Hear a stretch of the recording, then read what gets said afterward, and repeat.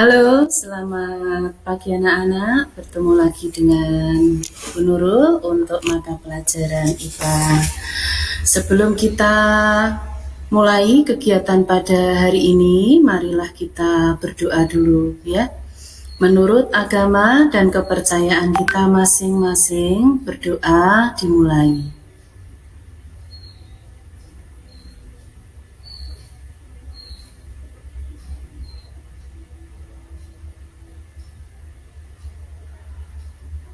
Cukup? Anak-anak, sebelum Bu Nurul mulai, Bu Nurul ingin mengecek kehadiran kalian dulu. Untuk absen, silakan anak-anak mengakses di web ya. Nanti absen kegiatan ini silakan anak-anak mengisi link yang di web sekolah. Untuk anak-anak yang hari ini tidak bisa hadir untuk kegiatan kita, dimohon anak-anak segera bisa memberikan keterangan ke Bu Nurul, WA saja secara japri, kenapa tidak bisa menghadiri kegiatan kita pada hari ini. Anak-anak, Bu Nurul tidak bosan-bosannya untuk mengingatkan kalian bahwa tetaplah kalian melaksanakan prokes, jaga kesehatan kalian, cuci tangan kalian, kemudian pakai hand sanitizer, jangan lupa memakai masker ketika kalian bepergian. Baik, anak-anak, pada pertemuan kali ini Bu Nurul akan membahas tentang interaksi makhluk hidup dengan lingkungannya.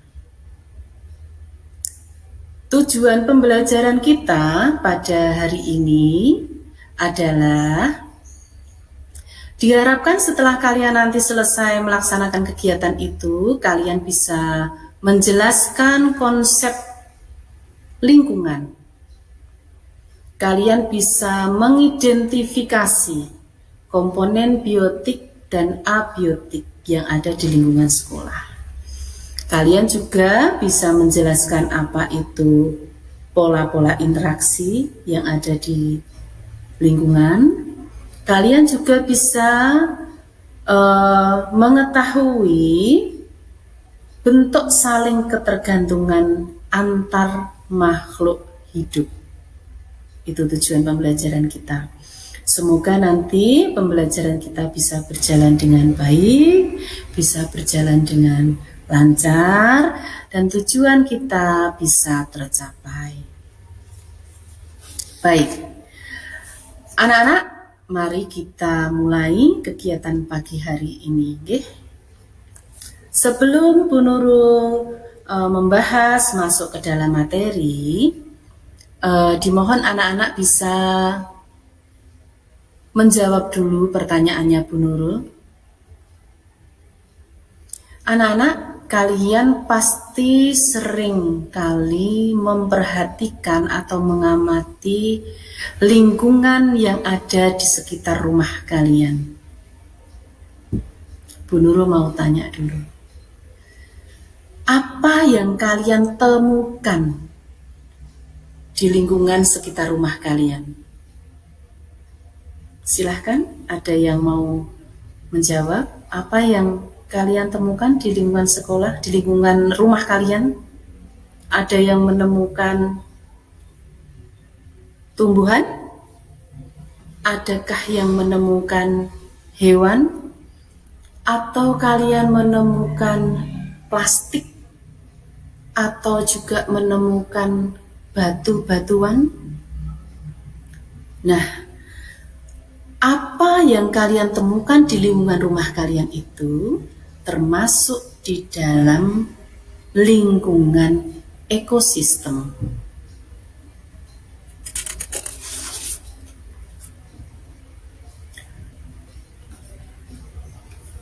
Anak-anak, untuk pengertian interaksi makhluk hidup dengan lingkungan, itu mereka saling mempengaruhi. Jadi antara makhluk hidup dengan lingkungan itu mereka saling mempengaruhi dan saling kebergantungan. Makhluk hidup bergantung pada benda mati, begitu pula sebaliknya. benda mati bergantung kepada makhluk hidup. Begitu pula dengan manusia. Kita berinteraksi dengan lingkungan di sekitar kita. Jadi segala sesuatu yang berada di sekitar kita itu akan saling mempengaruhi antara satu dengan yang lain. Hubungan makhluk hidup dengan lingkungannya yang saling mempengaruhi itu disebut dengan interaksi makhluk hidup. Contohnya seperti ini. Interaksi antara tumbuhan dengan tanah misalkan. Apa hubungan tumbuhan dengan tanah? Tanah itu sebagai tempat berdirinya tumbuhan. Berarti antara satu dengan yang lain saling mempengaruhi. Tumbuhan itu membuat tanah menjadi tidak mudah longsor. Ya. Contoh yang lain. Apa hubungan tumbuhan dengan udara? Tumbuhan itu mempengaruhi udara. Karena apa? Karena tumbuhan ketika melakukan pernafasan, dia mengeluarkan oksigen dan menghirup karbon dioksida. Artinya apa? Dia akan membuat udara di lingkungan sekitar kita itu menjadi bertambah segar. Bisa dipahami ya? Nah, anak-anak, Bu Nurul ingin kalian membuat satu pernyataan tentang saling mempengaruhinya antara satu makhluk hidup dengan lingkungan. Jadi kalian buat satu contoh yang lain selain yang Bu Nurul sebutkan tadi. Misalkan antara tanah dengan apa ya yang membuat gembur itu? Uret ya bahasa Jawanya. Itu hubungannya bagaimana? Atau sinar matahari dengan tumbuhan itu hubungannya bagaimana? Bu Nurul tunggu ya di komentar di web kalian. Kita lanjutkan. Di dalam satu ekosistem itu ada dua buah komponen. Yang pertama namanya komponen biotik. Yang kedua namanya adalah komponen abiotik. Anak-anak, untuk komponen biotik itu adalah komponen yang tersusun atas makhluk hidup. Komponen yang tersusun atas makhluk hidup. Contohnya apa?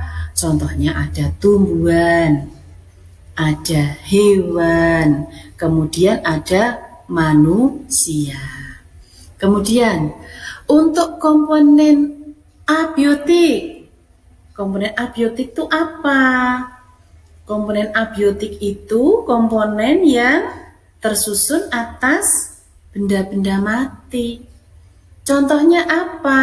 Ada cahaya matahari, ada tanah, ada udara, ada air, begitu. Nah, dua komponen dalam ekosistem ini saling mempengaruhi antara satu dengan yang lain. Komponen biotik mempengaruhi komponen abiotik, komponen hidup mempengaruhi komponen tak hidup. Bisa juga komponen abiotik mempengaruhi komponen biotik.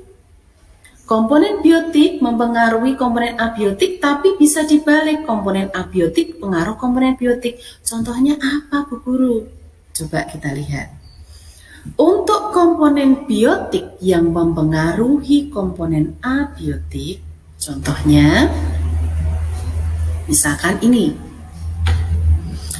Komponen biotik mempengaruhi abiotik. Contohnya ini ada hewan singa,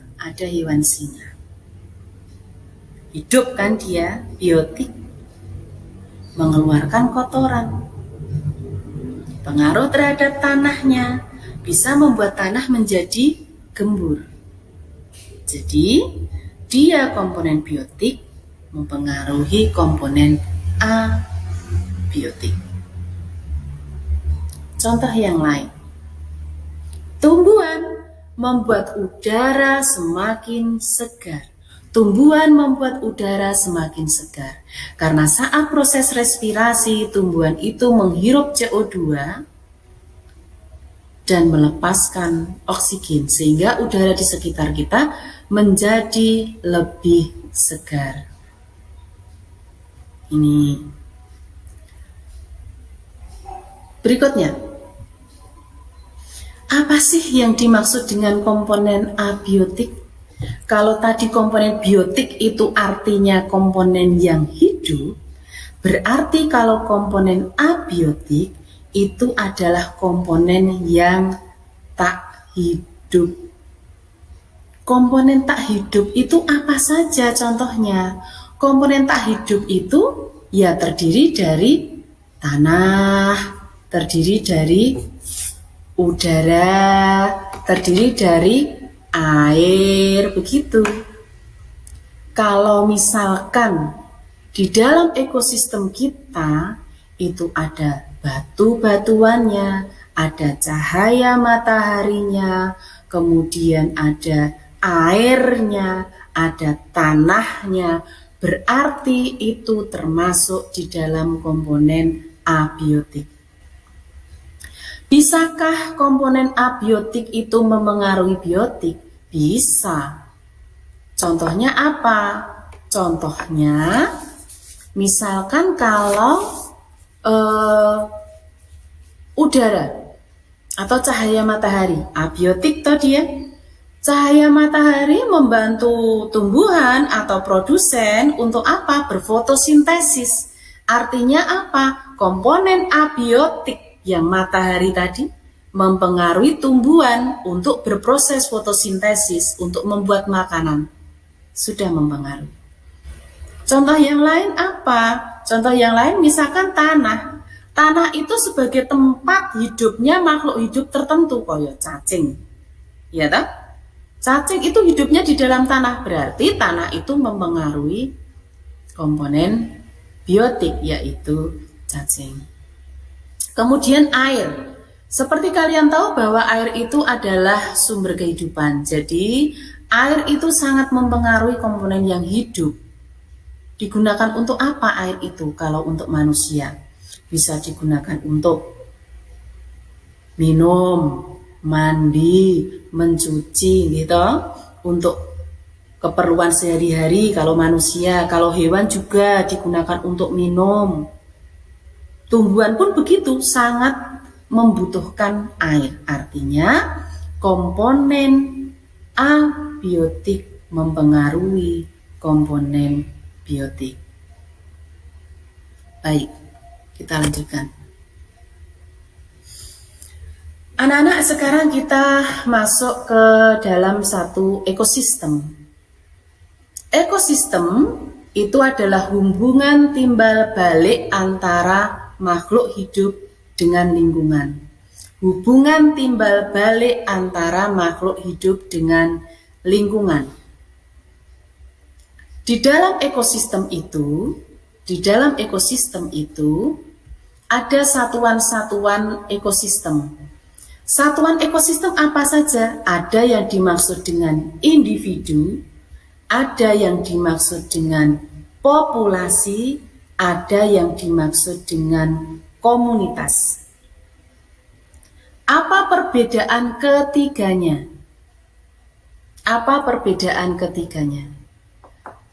Individu, yang dimaksud dengan individu itu adalah makhluk hidup tunggal.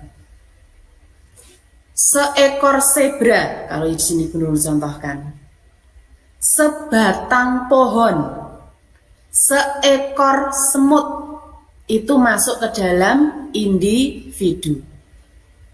Kalau komunitas itu gabungan individu. Individu-individu yang sejenis tadi bergabung, jadilah populasi. Populasi adalah gabungan dari individu. 2 ekor zebra sudah masuk ke dalam populasi. Serumpun bambu sudah masuk populasi karena terdiri dari pohon bambu yang banyak dan berkumpul menjadi satu. Itu populasi. Nah, apabila populasi tadi berkumpul, jadilah komunitas. Populasi zebra berkumpul dengan populasi jerapah, berkumpul dengan populasi rumput, berkumpul dengan populasi rusa. Itu sudah menjadi komunitas. Komunitas padang rumput namanya. Jadi kalau individu itu makhluk hidup tunggal, dia berdiri sendiri, satu. Kalau populasi itu gabungan dari individu-individu yang sejenis. 5 ekor sapi, 10 ekor ayam masuk populasi. Kemudian kalau sapi, ayam, jerapah, zebra, rusa tadi berkumpul di satu tempat, namanya adalah komunitas. Nah, untuk komunitas itu ada komunitas sawah, ada komunitas hutan belantara, ada komunitas padang savana, ada komunitas sungai, ada komunitas laut yang masing-masing terdiri dari bermacam-macam populasi. Oke, sekarang guru masuk ke sini. Berdasarkan komponen biotik, itu ada yang namanya produsen, ada yang namanya konsumen, ada yang namanya pengurai. Anak-anak, apa yang dimaksud dengan produsen? Produsen itu adalah makhluk hidup yang bisa memasak makanannya sendiri, bisa berfotosintesis dia. Siapa yang bisa berfotosintesis? Ya tumbuhan hijau, karena dia punya klorofil. Yang kedua, namanya adalah konsumen. Nah, konsumen ini ada konsumen 1, ada konsumen 2, ada konsumen 3. Kalau konsumen pertama itu biasanya dia herbivora. Masih ingat herbivora apa? Coba nanti dijawab pertanyaannya Bu Nurul ya. Herbivora adalah apa itu herbivora? Contohnya apa? Silahkan nanti dijawab di bawah komentar, nggih. Kemudian ada konsumen tingkat 2, itu biasanya omnivora atau karnivora, begitu. Nanti tolong di bawahnya dijawab nih komentarnya Bu Nurul, dijawab di bawah apa yang dimaksud dengan herbivora, apa yang dimaksud dengan karnivora, apa yang dimaksud dengan omnivora. Terus sebenarnya ada lagi konsumen, namanya detrivora. Apa itu detrivora? Detrivora itu adalah pemakan remah-remah kayu. Contohnya apa? Raya. Okay. Ada lagi satu, namanya scavenger. Itu juga termasuk konsumen. Apa itu scavenger? Scavenger itu adalah pemakan bangkai. Jadi menunggu mangsanya mati dulu baru dimakan. Nanti tolong dicari. Contohnya scavenger, pemakan bangkai itu apa? Jadi ada herbivora, ada karnivora, omnivora, scavenger, detrivora. Ada lagi? Pemakan serangga namanya apa? Nanti dijawab ya di bawah komentar ya. Kalau pemakan serangga itu disebut dengan apa? Kemudian ada yang namanya pengurai. Pengurai itu menguraikan sisa-sisa makhluk hidup yang sudah mati. Itu biasanya bakteri dan jamur.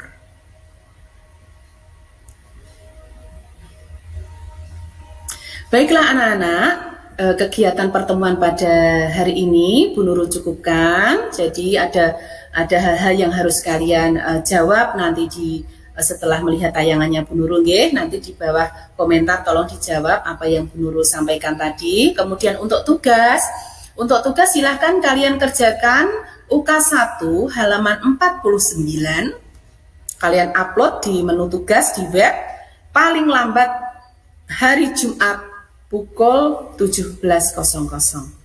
Itu PR-nya. Nggih. Baik, ada kurang lebihnya Bu Nurul mohon maaf. Terima kasih sudah mengikuti kegiatan pagi ini. Tetap semangat. Jangan lupa tetap protokol kesehatan. Mari kita tutup kegiatan pada pagi hari ini dengan berdoa. Menurut agama dan kepercayaan kalian masing-masing, berdoa dimulai.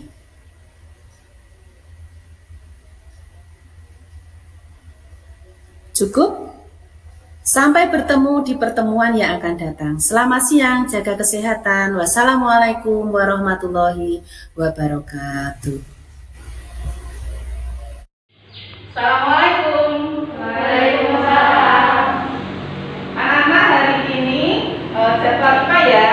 Iya. Baik, terima kasih. Anak-anak, pertemuan hari ini Bu Nurul masih membahas materi yang kemarin Bu Nurul upload di web sekolah. Masih ingat judul kemarin itu apa? Materi yang Bu Nurul sampaikan di web? Masih apa? Interaksi makhluk hidup dengan lingkungannya. Kalian sudah memperhatikan apa yang Bu Nurul sampaikan di web. Bu Nurul mau tanya dulu, siapa yang masih ingat apa yang dimaksud dengan individu? Makhluk hidup tunggal, luar biasa. Siapa yang masih ingat tentang ekosistem itu apa? Ekosistem hubungan timbal balik antara makhluk hidup dan lingkungannya. Oke, bagus sekali. Bu Nurul mau tanya lagi.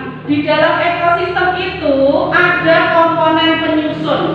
Komponen penyusun ekosistem ada dua. Ada yang masih ingat? Sheryl? Komponen biotik dan abiotik. Luar biasa. Apa itu komponen biotik? Komponen yang terdiri dari makhluk hidup. Contohnya? Tumbuhan dan hewan. Oke, sip. Kalau abiotik? Komponen yang terdiri dari makhluk mati. Makhluk tak hidup atau mati. Contohnya apa? Tanah dan batu. Panah, air, udara, cahaya matahari. Itu ya contohnya. Masih ingat? Terima kasih. Hari ini kita akan bersama-sama mengadakan praktikum di luar. Kita akan mengamati komponen ekosistem yang ada di sekolah kita. Sudah dulu siapkan kuadrannya, sudah pegang RK-nya masing-masing, sudah pegang ya? Campur dulu. Ayo sekarang kita keluar.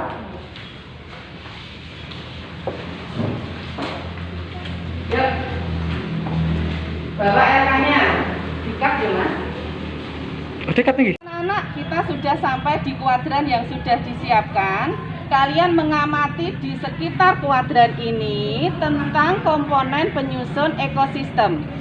Tulis komponen abiotiknya apa saja di LK, jumlahnya berapa. Tulis komponen biotiknya apa saja, jenisnya, jumlahnya berapa yang ada di LK. Bu Nurul beri waktu kalian 15 menit untuk menyelesaikan. Silahkan dilaksanakan.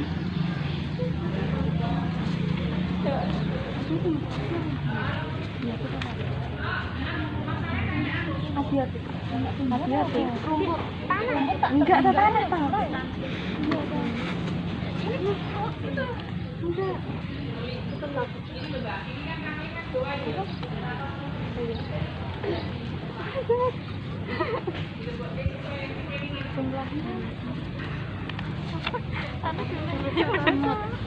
Semut. Ini juga. Empat, lima,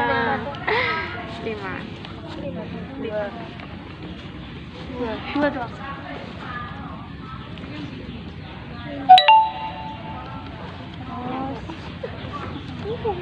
Laundry.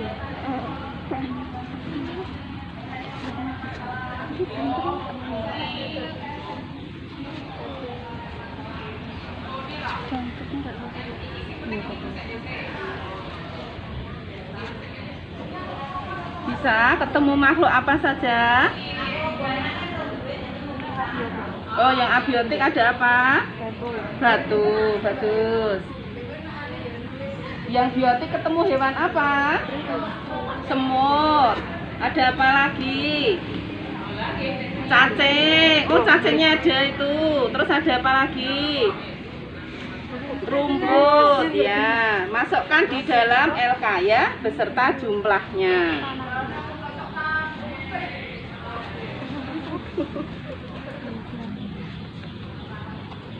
Sudah sikat ya Mas?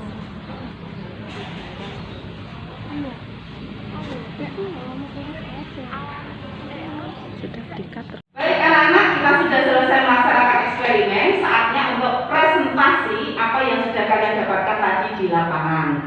Sekarang dari kelompoknya Quency, siapa yang mau presentasi? Siapa?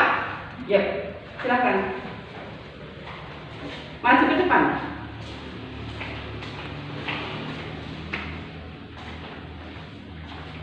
Dari hasil komponen abiotik yang saya temukan di lapangan tadi, yaitu tanah, batu, daun kering, matahari, dan angin. Tanah berjumlah 3, batu berjumlah 2, daun kering berjumlah 13, matahari 1, dan angin tidak. Oke, terima kasih. Tepuk tangan anak-anak. Bagus sekali. Baik anak-anak, kita sudah melaksanakan kegiatan praktikum. Kalian sudah bisa membedakan apa itu komponen biotik dan abiotik. Sudah bisa membedakan produsen, konsumen, pengurai. Sudah bisa membedakan individu, populasi, komunitas, pengertian ekosistem. Jadi, seluruh tujuan pembelajaran kita sudah tercapai. Kemudian, untuk tugas kalian di rumah, sudah belum kirim di web sekolah, kalian buka di bagian menu tugas. Silahkan dibuka, dikerjakan paling lambat nanti sore jam 5. Bisa? Baik. Pertemuan hari ini belum dibuka, ada kurang lebihnya belum minta maaf. Tetap semangat, tetap jaga kesehatan, tetap protokol kesehatan ya. Sampai bertemu lagi di pertemuan berikutnya. Assalamualaikum warahmatullahi wabarakatuh.